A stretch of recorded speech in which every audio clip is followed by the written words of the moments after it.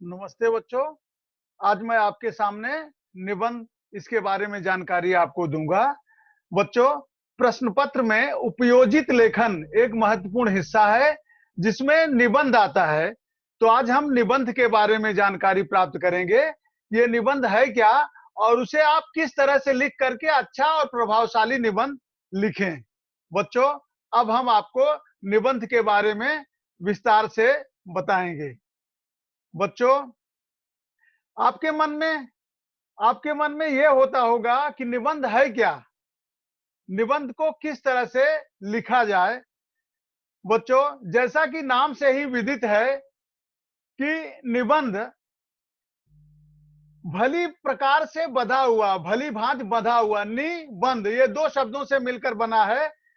विचारों को एक में बांधना, विचारों और अपने अनुभवों को व्यवस्थित रूप से लिखना ही निबंध है।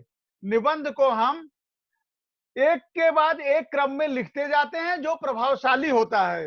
निबंध द्वारा हम अपने विचारों, भावों तथा सुझावों को संयमित यानी कि निश्चित शब्द सीमा में प्रभावशाली भाषा तथा तथ्यों की सहायता से प्रकट करते हैं। निबंध के विषय अनंत हो सकते हैं। बच्चों, अनंत का अर्थ यह है कि निबंध जो है कोई निश्चित नहीं है कि इतने ही निबंध हो सकते हैं। निबंध बच्चों अनंत अर्थात इसका कोई अंत नहीं है। किसी भी विषय पर निबंध लिखा जा सकता है। निबंध क्या है? मैंने आपको बताया कि विचारों को बांध करके लिखना ही निबंध है। तो इसकी विषय सूची बहुत लंबी चौड़ी है और ये बहुत प्रकार के हो सकते हैं। लेकिन सभी निबंधों को हम मुख्यतः चार प्रकार के में आपको बताएंगे। पहला निबंध है बच्चों वर्णनात्मक निबंध। जैसा कि नाम से ही विदित है बच्चों, किसी विषय वस्तु का, विषय का वर्णन करना। कोई भी एक विषय लेकर के उसके बारे में विस्तार से बताना जो है वर्णनात्मक निबंध की श्रेणी में आता है। बच्चों, इनमें विषय विशेष के बारे में विस्तार से वर्णन किया जाता है। कोई एक विषय लेकर के उसको हम विस्तार से बताते हैं। जैसे किसी मेले, त्योहार, ऋतु आदि का वर्णन। बच्चों, मेले में जब आप जाते हो तो मेला क्यों लगता है, कहां पर लगता है, उसके बारे में हम बताते हैं। त्योहार त्योहार कब मनाया जाता है, उसके मनाने का उद्देश्य क्या है और उसकी विशेषता क्या है। जैसे होली का त्योहार है तो रंगों का त्योहार होता है। दिवाली का है तो प्रकाश पर्व है। प्रकाश पर्व के साथ में हम उसका उद्गम कब हुआ था, उसकी शुरुआत कब हुई थी, ये भी बताते हैं कि अयोध्या के राजा श्री रामचंद्र जी 14 वर्ष का वनवास पूरा करके जब भारत में आए थे, जो अयोध्या में आए थे, तो उस समय उनके स्वागत में घी के दिए जलाए गए थे। तो प्रकाश पर्व के तौर पर वो मनाया जाता है। और कोई ऋतु के बारे में आप लिख रहे हो, मौसम के बारे में लिख रहे हो, तो वो कब आता है, उसकी क्या विशेषता है, इस तरह से हम वर्णनात्मक निबंध की श्रेणी में इन निबंधों को रखते हैं। बच्चों, अगला निबंध है विवरणात्मक। विवरण उसमें देते हैं बच्चों। जैसे बच्चों विवरणात्मक निबंधों के अंतर्गत ऐसे विषय आते हैं जिनमें विषय का विवरण दिया जाता है, यह विस्तार से बताया जाता है बच्चों। जैसे विशेष स्थान, कोई स्थान है आप देखने के लिए गए हो तो वो स्थान की खासियत क्या है उसके बारे में बताना। स्मारकों के बारे में, जैसे ताजमहल है, लाल किला है, उसके बारे में हम विस्तार से जानकारी प्राप्त करते हैं। वो कब बना था, किसने बनाए थे, उसका महत्व क्या है और घटनाओं का। हाँ बच्चों, आप आपको कभी कभी इस तरह के निबंध दिए जाते हैं, किसी दुर्घटना का आंखों देखा हाल। हाँ, दुर्घटना घटना एक ही है, तो आपको इसके बारे में विस्तार से लिखना होता है कि जैसे आंखों देखा हाल। आंखों देखा यानी घटनाओं का आंखों देखा हाल में यह रहता है कि आप अपनी खुद विटनेस हो, गवाह हो उस घटना का। आपने अपनी आंखों से देखा, आपको क्या क्या दिखाई देता है, उसको आप अपने निबंध का विषय बनाते हैं। तथा यात्राओं का वर्णन, आप स्कूल के टूर में माता पिता के साथ या कहीं जाते हो बच्चों, तो आप वहां का वर्णन, आप किस तरह से वहां गए, वहां पर आपने क्या क्या देखा, हाँ, वहां का ऐतिहासिक महत्व क्या है, सामाजिक महत्व क्या है, इन सब बातों का वर्णन आप करते हो। बच्चों, अगला निबंध है भावात्मक निबंध, जो भावनाओं से जुड़ा रहता है बच्चों। इसमें स्वतः का अनुभव और फीलिंग्स रहती है, भावनाओं से जुड़े रहते हैं। भावनात्मक निबंधों में भावों का महत्वपूर्ण स्थान होता है। इसमें किसी एक विषय पर आप निबंध लिखते हो, जैसे मित्रता है। अब बच्चों, मित्रता विषय आपको अगर दिया जाए तो आप लिखते हो कि यूं तो हमारे कई मित्र हैं, लेकिन उन मित्रों में हमारे एक्स वाई जेड जो है वो खास मित्र हैं। और खास मित्र हैं तो क्यों हैं? यूं तो क्लास में बहुत सारे बच्चे हैं, विद्यालय में बहुत सारे बच्चे हैं, अगर एक मित्र आपके लिए खास है तो क्यों है? वो आपकी भावनाओं को समझता है और आपको समय समय पर गाइड करता रहता है, आपका मार्गदर्शन करता रहता है। और उसकी जो आदतें हैं वो समाज की भलाई के लिए हैं, विद्यालय की भलाई के लिए हैं। अच्छा मित्र होता है, वो हमें गलत बातों की तरफ जाने से रोकता है और अच्छाई की तरफ मोड़ता है। कई बच्चे रहते हैं पढ़ाई लिखाई में ध्यान न देकर के मस्ती में उनका अधिक समय खर्च हो जाता है। कई बच्चे हैं समय का सदुपयोग करते हैं और उनको उनका देखी देखा दूसरे बच्चे भी उनकी तरफ आकर्षित होते हैं और अपने अंदर वैसा बनने की कोशिश करते हैं। तो मित्रता हो गया बच्चों। परोपकार, परोपकार का अर्थ है बच्चों पर उपकार, दूसरों की भलाई। देखो बच्चों, मनुष्य एक सामाजिक प्राणी है, वो समाज में अपनी आवश्यकता के अनुसार रहता है, लेकिन मनुष्य स्वार्थी नहीं रहता है। वह समय समय पर उसके मन में बचपन से ही ये विचार डाले जाते हैं कि हमें लोगों की मदद करनी चाहिए। तो इसी को परोपकार कहते हैं बच्चों। अगर आप किसी ऐसे व्यक्ति को जानते हो और आप अपने लेवल से अगर उसकी मदद कर सकते हो, तो ये भाव बचपन से ही आपके अंदर वहीं से उत्पन्न होता है और आगे चल करके आपको महापुरुषों की श्रेणी में रख देता है बच्चों। ऐसे कहा गया है कि छोटी बेईमानी बड़ी बेईमानी को जन्म देती है। आप जब छोटा गुनाह करते हो कभी, तो वो गुनाह धीरे धीरे बढ़ते बढ़ते बढ़ते बढ़ते बड़ा गुनाह हो जाता है। इसलिए कोशिश ये करनी चाहिए कि छोटे गुनाहों से ही हमें मुख मोड़ लेना चाहिए या नहीं करना चाहिए। हमें बचपन से ही अच्छी आदतें डालनी चाहिए। इसीलिए आपको महापुरुषों की कहानियां सुनाई जाती हैं कि उन्होंने किस तरह से बचपन में उनके संस्कार थे, धीरे धीरे सच बोलना, झूठ न बोलना।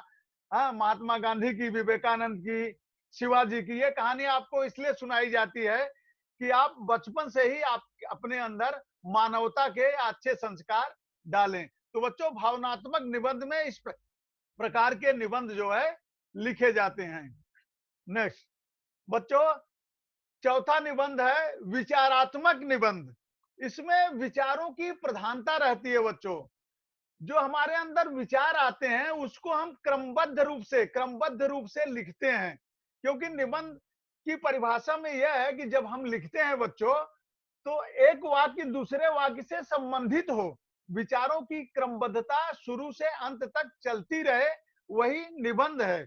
अगर आप एक दो सेंटेंस कुछ अलग लिख रहे हो, बीच में कुछ अलग लिख रहे हो और उसका निष्कर्ष अलग लिख रहे हो, तो वो निबंध आपका प्रभावशाली नहीं रहेगा। बच्चों, निबंध जो रट्टा मारते हैं, याद करते हैं, वो कोई मतलब नहीं है।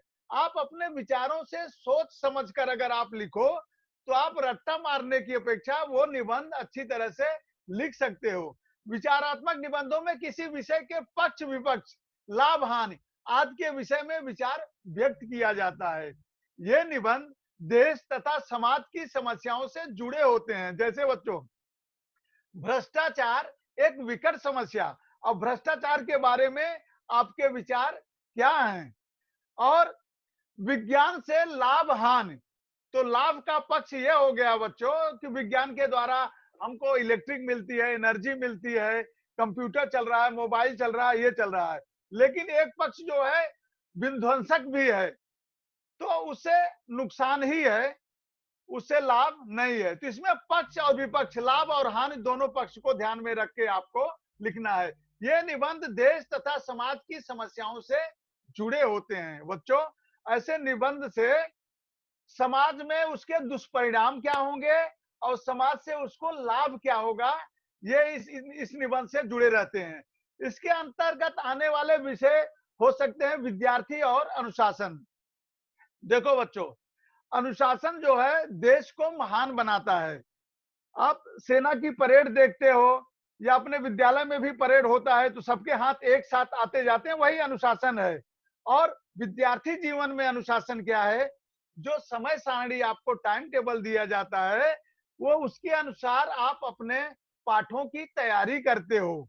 अब परीक्षा के कुछ समय पहले आप तैयारी करते हो तो आपकी तैयारी अच्छी नहीं हो पाती। आप अनुशासन से जो काम दिए जाते हैं समय से पूरा करते हो, उसका आपके विद्यार्थी जीवन में अच्छा प्रभाव पड़ता है।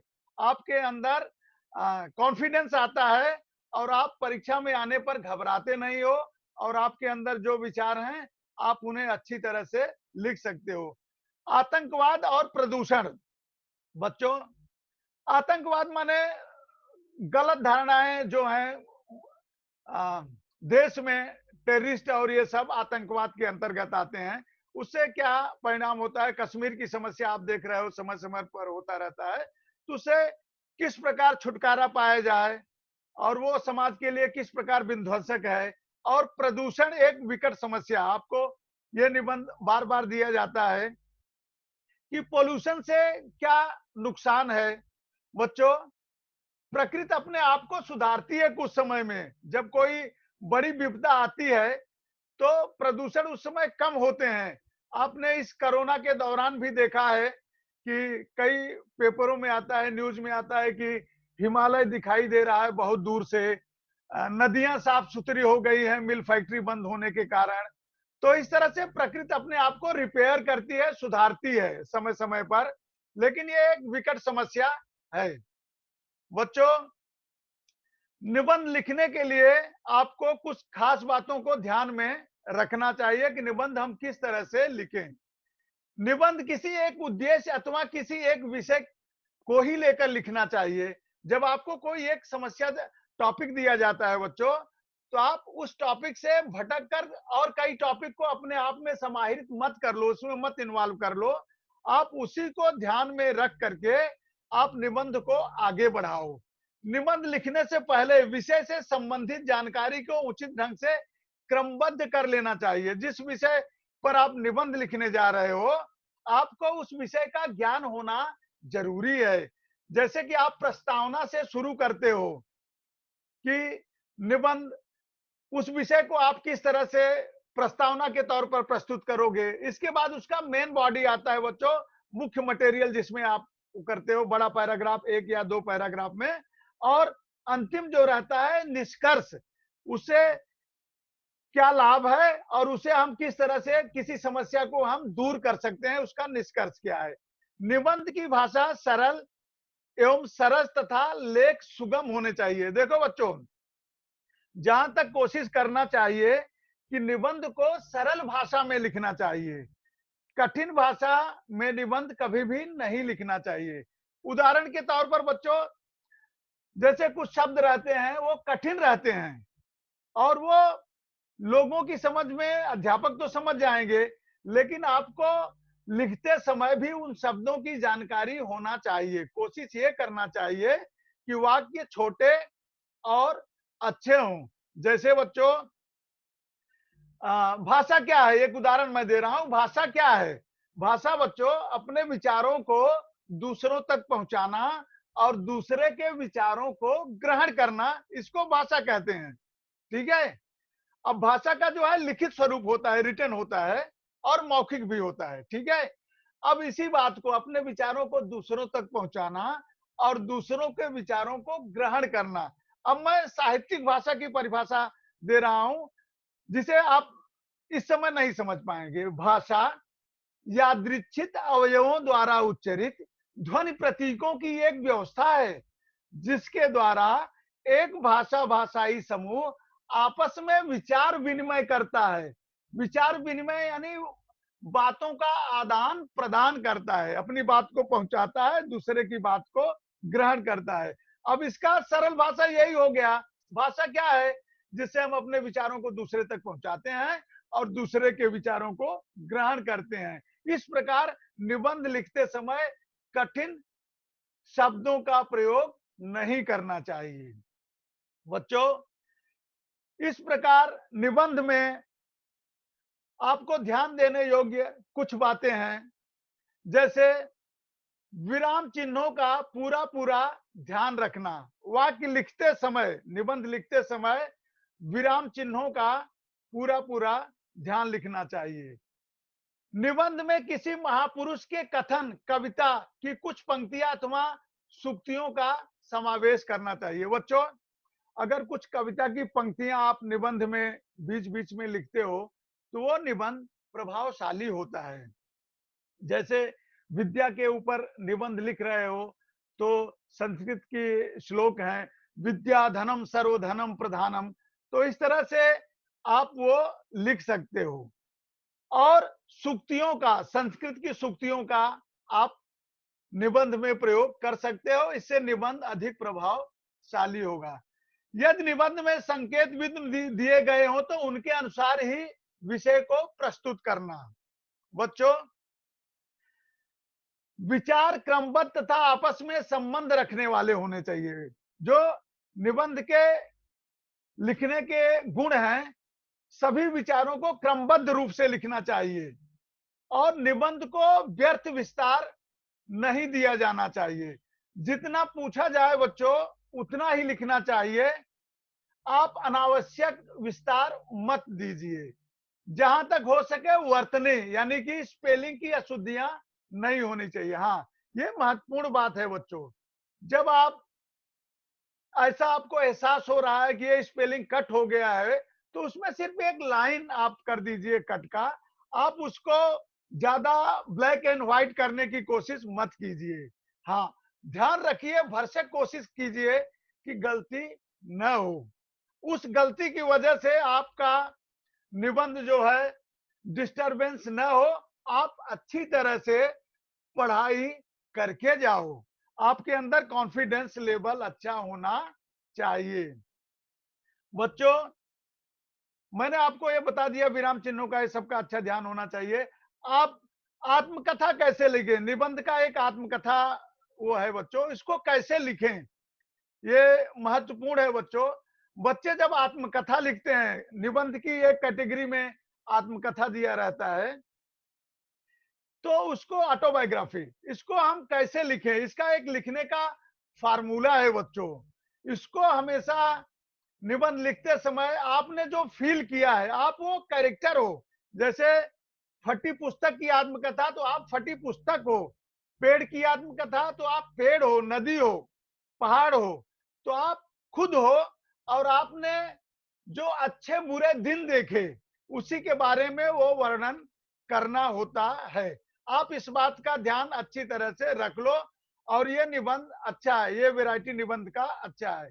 आपकी क्या कहानी है? ऐसा इंसान जिसने अपनी सारी जिंदगी जी चुकी हो। जैसे आप पेड़ हो तो आप पेड़ के पैदा होने के बाद अच्छे दिन देखे, फिर आपके बुरे वक्त आए, आप टूट गए, वो सब दिन देखे हैं। और उनके पास लोगों के साथ बांटने लायक अपने जीवन के कुछ शानदार पल हों। आपने अच्छे बुरे सब अनुभव एहसास किए हैं और वो आप लोगों को बता रहे हैं। अपनी आत्मकथा लिख सकता है। आत्मकथा लिखने के लिए जो बात सबसे जरूरी है वो ये है कि इसे भी एक अच्छी कहानी की तरह ही समझें। देखो, पेड़ की आत्मकथा को हमने पकड़ा है तो पेड़ जन्म से लेकर के युवा होने तक, जवान होने तक, जब उस पर रसीले फल लगे थे तब से लेकर के वो अपने खुद के ऊपर अनुभव किया। जब बच्चे उसके ऊपर डंडे मार रहे थे, डंडे से तोड़ रहे थे, तो वो सब अनुभव को वो अपने खुद के मुंह से बयां करता है और वो लोगों को बताता है। एक अच्छी कहानी की तरह ही समझे, उसमें भी लोगों को आकर्षित करने और उन्हें बनाए रखने के लिए एक नायक, एक हीरो होना चाहिए। एक संघर्ष, स्ट्रगल की कहानी होनी चाहिए। और कुछ आकर्षक किरदार कैरेक्टर होने चाहिए। अब आपको अपने दैनिक जीवन में मौजूद किसी एक ऐसे विषय या प्रसंग के बारे में सोचना होगा जिसके इर्द गिर्द ही आपकी कहानी भी घूमती हुई नजर आने वाली है। अपनी कहानी को अच्छी तरह से तैयार करने और अपने लेखन को उम्दा बनाएं, ये लोगों के दिलों पर घर कर जाए, लोगों को प्रभावित करे। ये बातें आत्मकथा लिखते समय आपको सोचनी है। बच्चों, इस प्रकार मैंने निबंध लेखन के लिए आपको बताया कि निबंध किस तरह से लिखें और निबंध लिखते समय क्या-क्या सावधानियां आपको बरतनी है, निबंध के कितने प्रकार हैं। जो भी प्रकार में आपको अच्छे से लगे, ये मेरे लिए अच्छा है और इसमें मेरा जिन विषयों को 4-5 विषय जो दिए जाते हैं, जो विषय आपको ऐसे लगे कि ये विषय को मैं अच्छी तरह से विस्तार से लिख सकता हूं, आप उस विषय का चुनाव कीजिए और समय के अंदर बिना स्पेलिंग मिस्टेक के, वर्तनी की गलती किए बिना आप निबंध को प्रभावशाली ढंग से लिखें और लोगों को प्रभावित करें। इस प्रकार मैंने आपको निबंध की व्याख्या की। धन्यवाद।